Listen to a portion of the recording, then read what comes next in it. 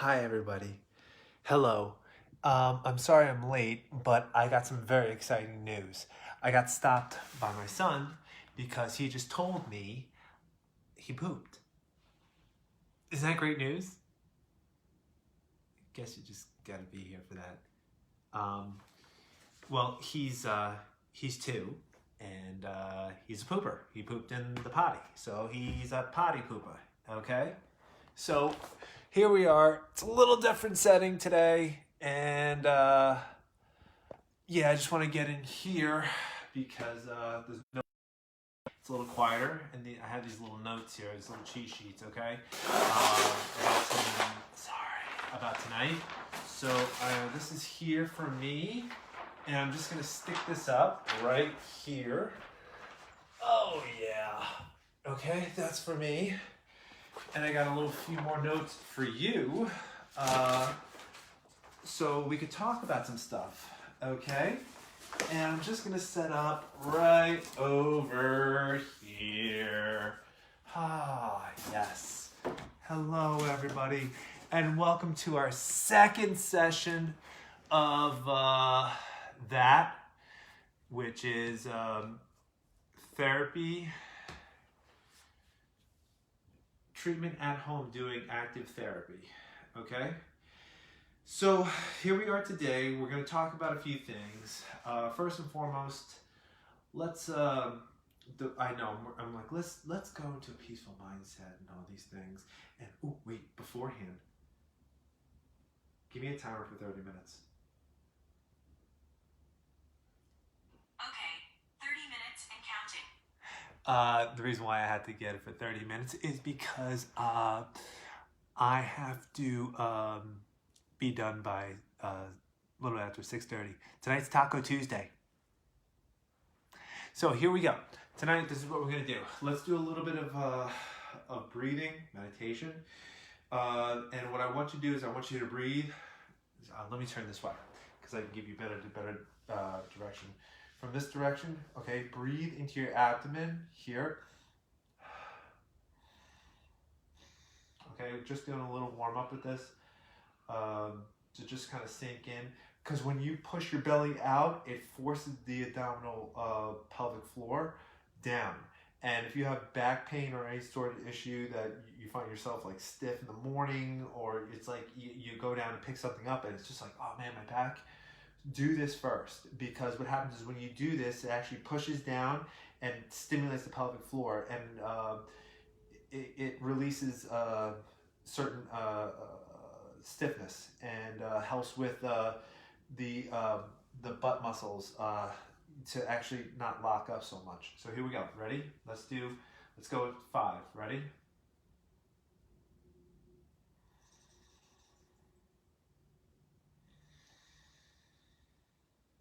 Sink.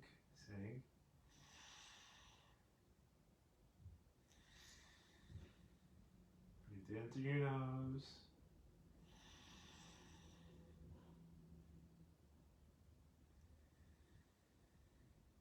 Out through your nose or your mouth. Roof. Tongue touching lightly to the roof of your mouth behind your two front teeth. Exhale.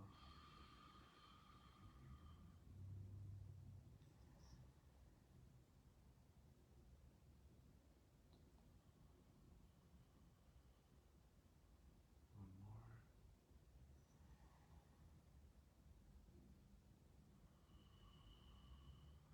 Eyes closed gently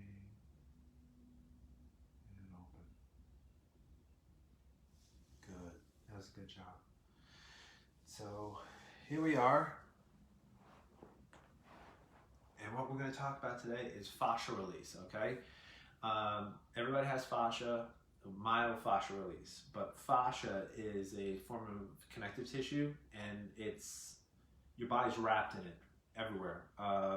Front to back, left to right, down the arms, down the legs, front of the legs, back of the legs, down to your digits, fingers and toes, okay? Around the head, around the spine, all these things, okay? And actually it's really cool because there's one section of your body, like right here, And what it does is this. It actually is. There's a ITV. There's a band right here. It's called the iliotibial band.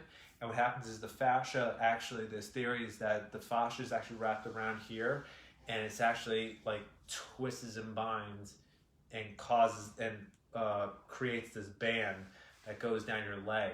So it's like wrapped like this and creates that band. So theory, okay? Now how to release this? Because what happens is there's certain, like you go for a massage and you get treated and you have this beautiful muscle release and everything, right?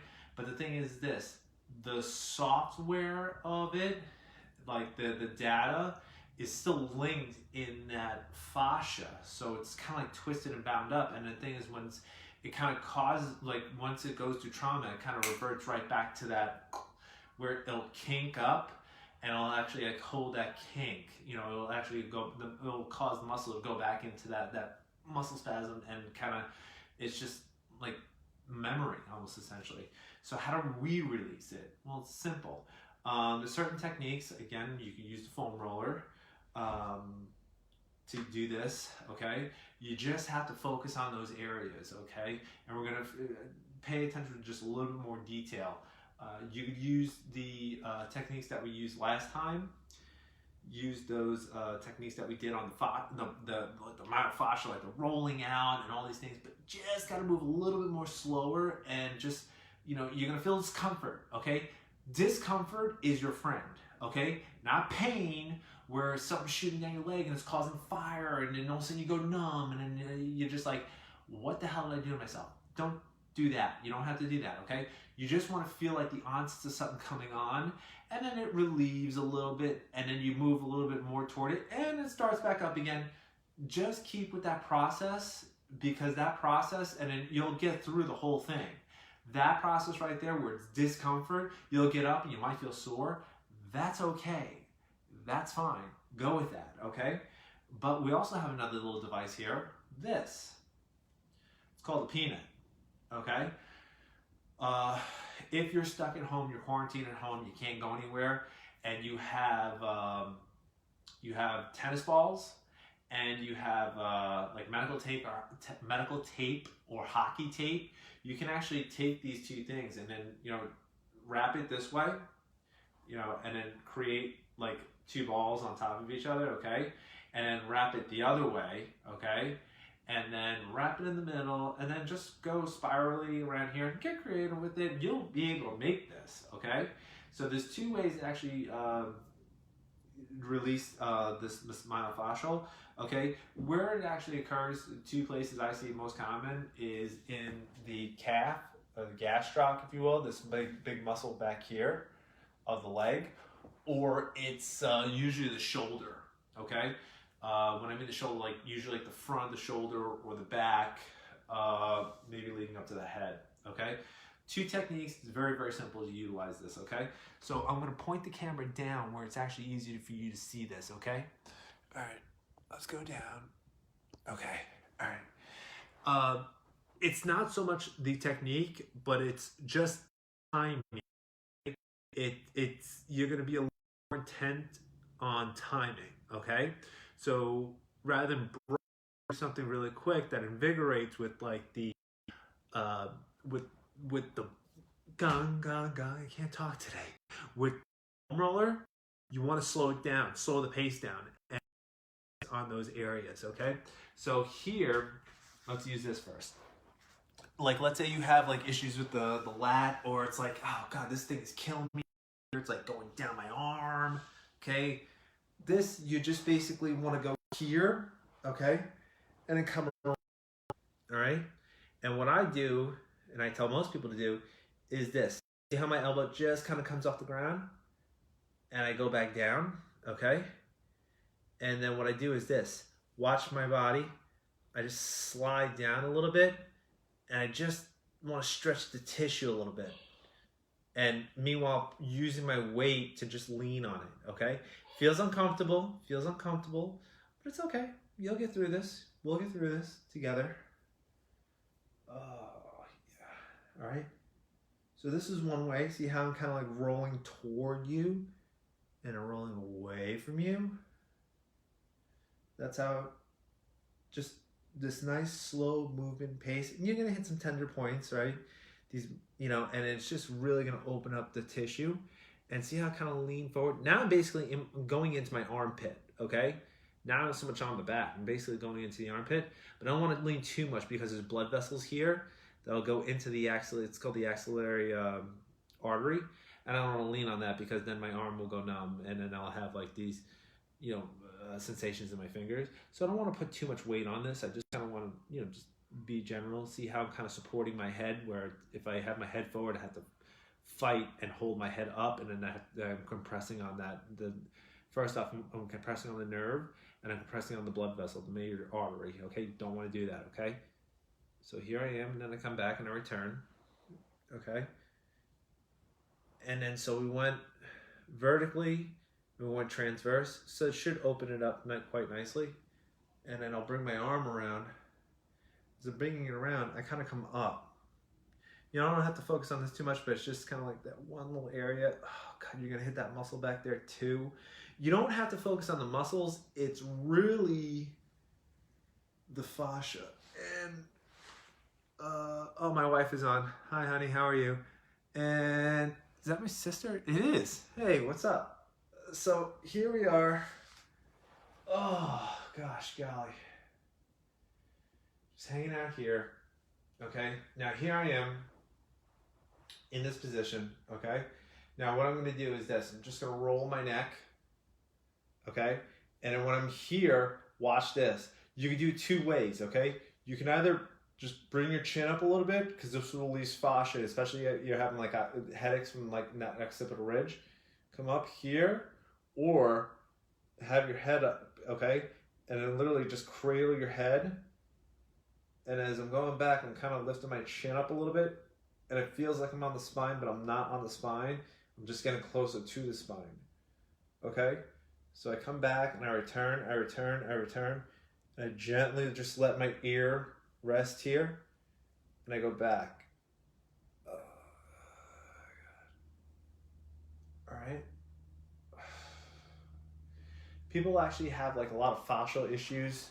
I'll show you this real quick. Fascial issues in the neck, in these muscles right here, these muscles that pop out, the SCM. So you can do this, and Joey Levo taught me this. It's called crocodile breathing. So when you do is you come here, put your hands behind you, right, just to the side, and breathe. Because when you breathe, you automatically drop your neck down. If this is too uncomfortable for you, you just turn your head to the left. Breathe. And breathe. Now, the other thing is we can actually utilize this, okay? And what you can actually do is put your arm on this and just roll it out on the tricep, okay? Going up to the shoulder. And then roll it out. And roll it back. Okay?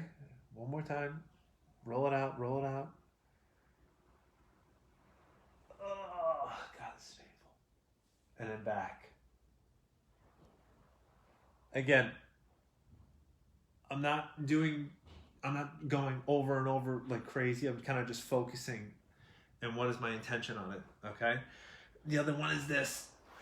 Again, you can do it with this, all right? So you come over here, like so, and then, I'm gonna come down way back here. And then what you do is you essentially go over, okay, those areas, and if it's not enough weight, there you go. Just put your foot up on top of it and lift your butt up, and then you go across. Just strip it down, okay? If you're having like pain in your Achilles tendon, this is what you want to focus on, okay? Or if it's difficult to go up the stairs, or if you're having pain behind your knee, this is a wonderful thing. And the gastroc is basically two heads. So you want to focus on one side, and then another. So toes face in, come up, and then there you go. I'm putting my foot here because I have a lot of weight on my leg, and I don't need that much, and I'm very sensitive. I'm a scaredy cat. This side, I might put a little bit more focus on it, and then, no, I'm good. So, here we are. Oh, that's tender. Just take a breath, and then come back, come back, come back, come back, come back. All right, good job, okay? Again, you don't have to do this much. Just do this,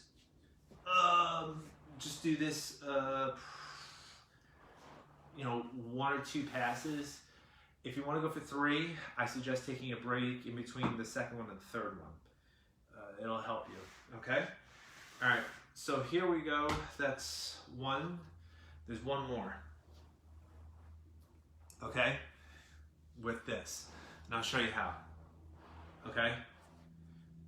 With the Achilles tendon, okay, in this, see how it's a little valley, okay?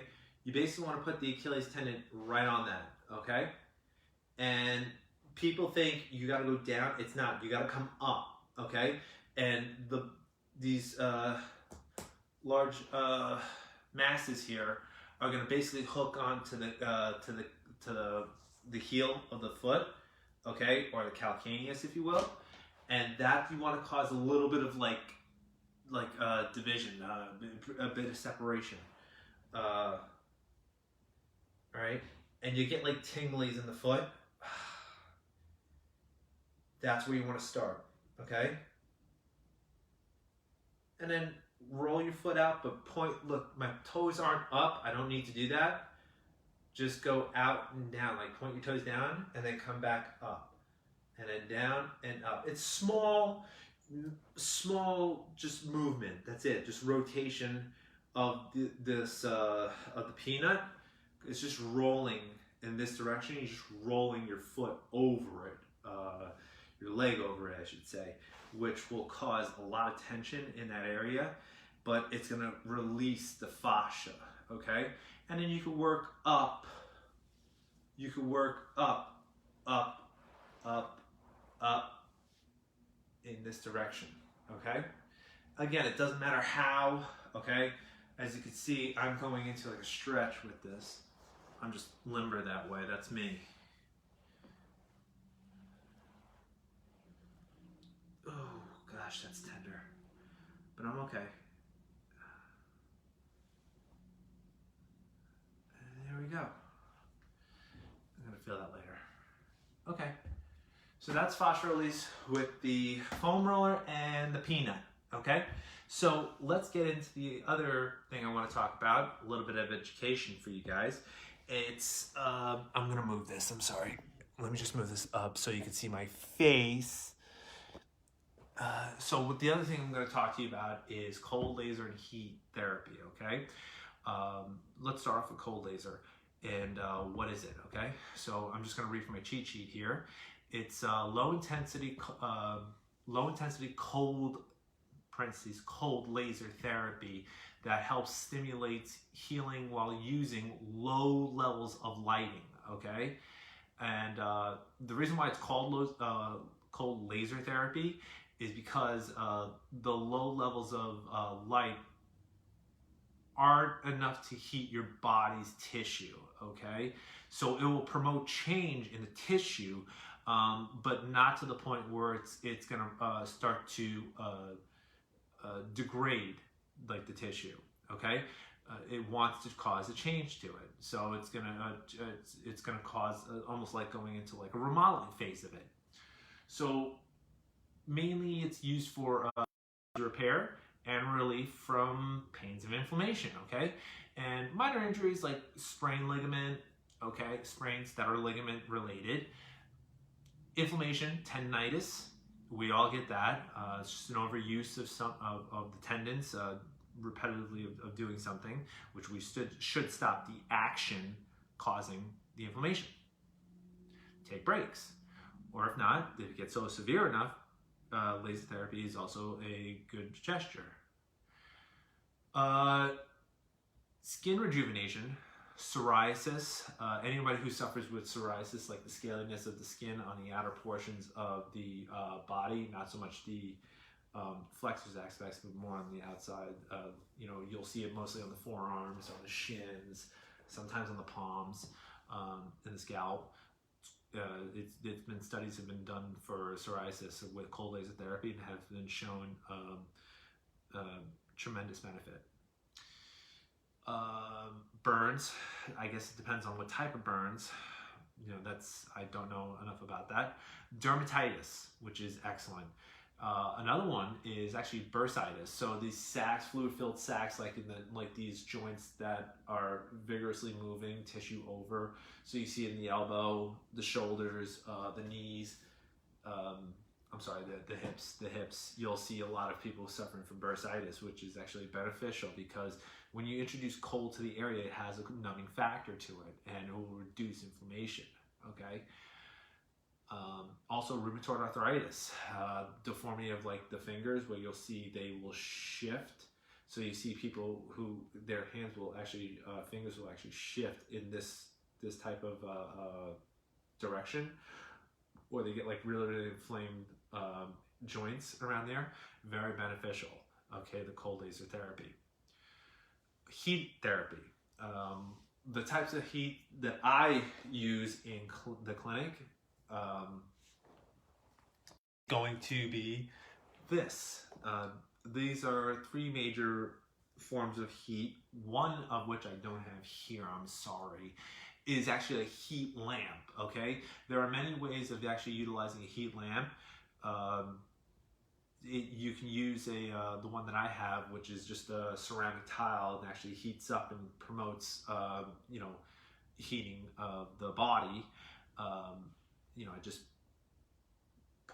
just put it over someone who's laying down, and there you go. They have the same lamps, but they actually have a light that actually goes in there. It's an amazing device, because what happens is it actually shoots out this light that is so powerful, and it's like almost like infrared, and it's very blinding almost too. It can actually heat the entire body, not just a section of the body, but the entire body. I'm actually going to be looking for this device. I'm very excited. So that's one therapy, type of heat therapy. The other one is this one. I'm sorry if it looks like I burnt the ends here, because I did.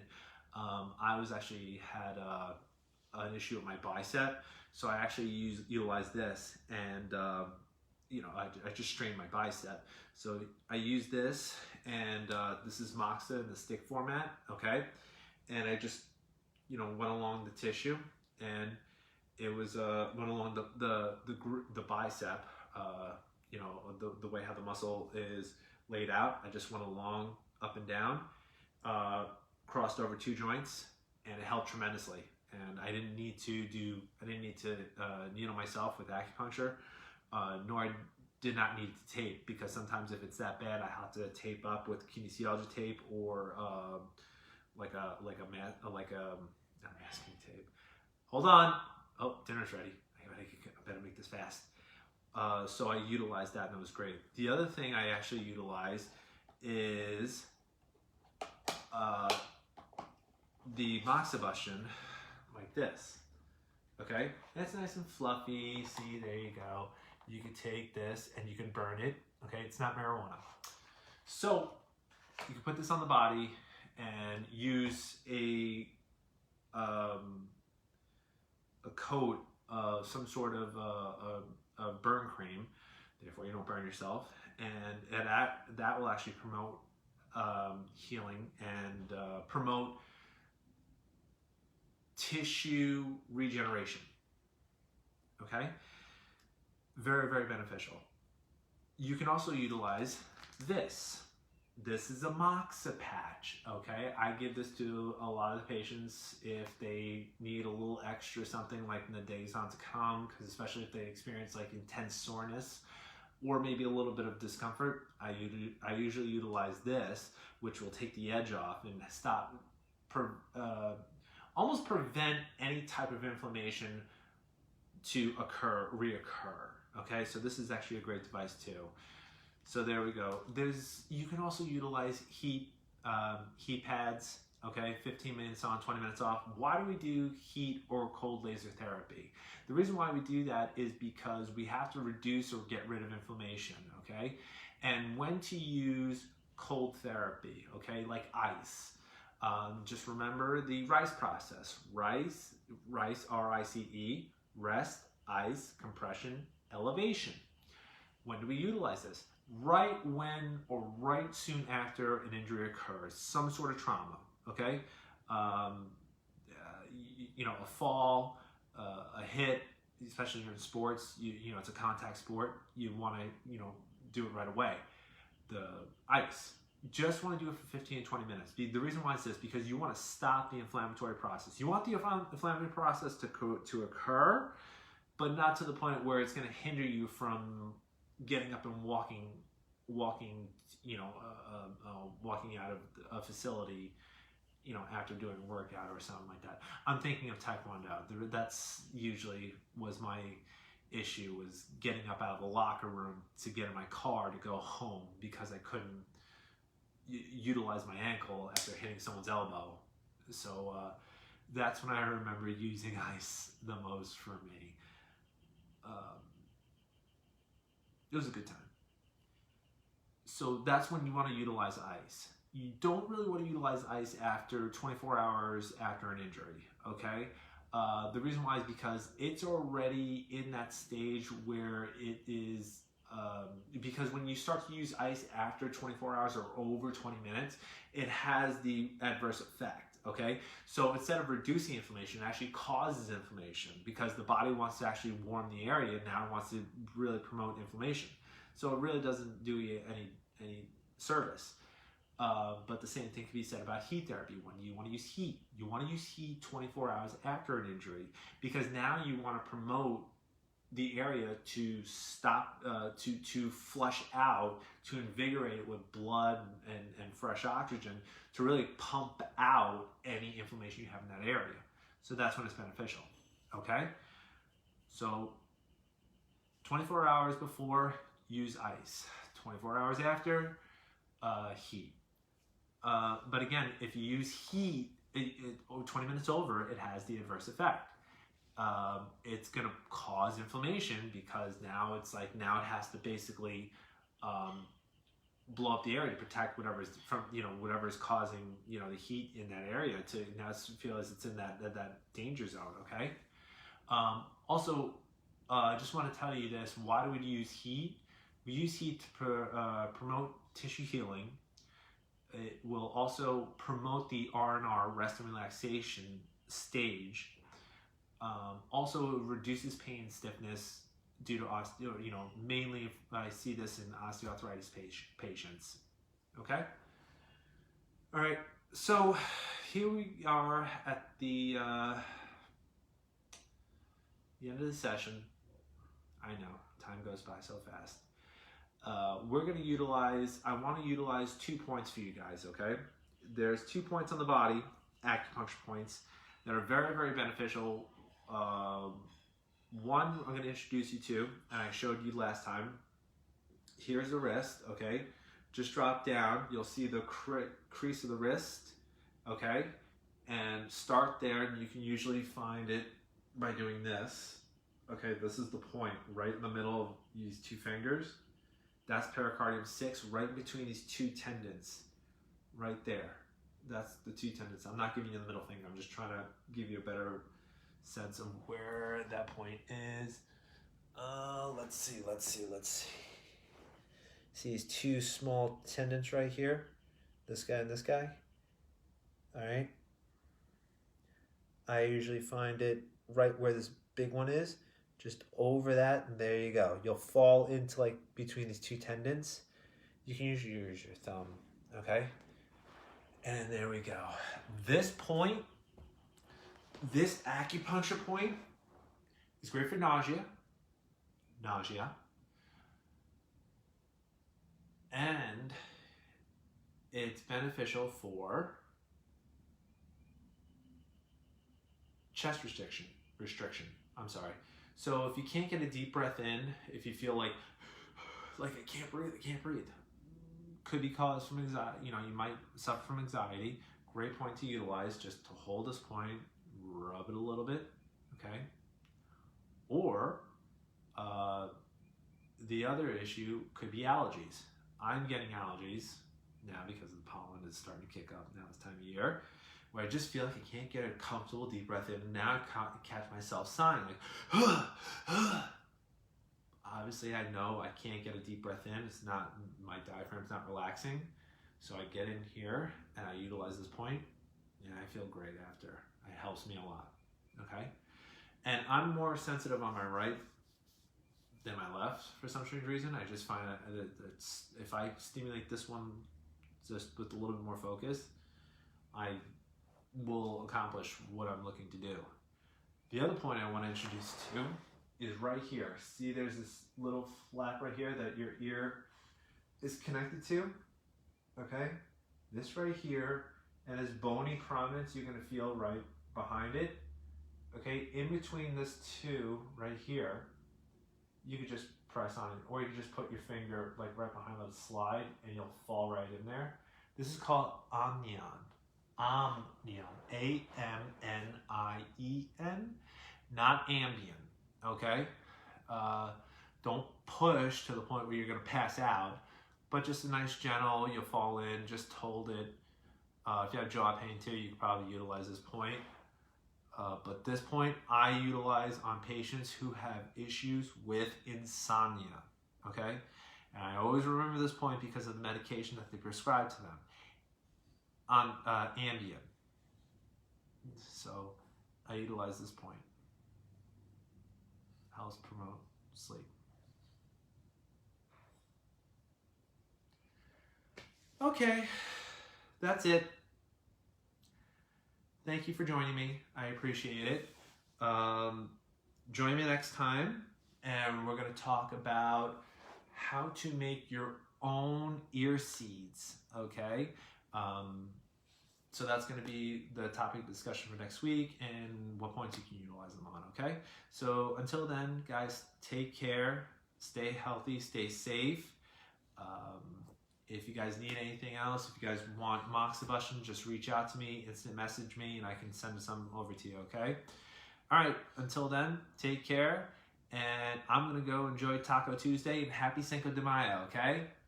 Take care, bye.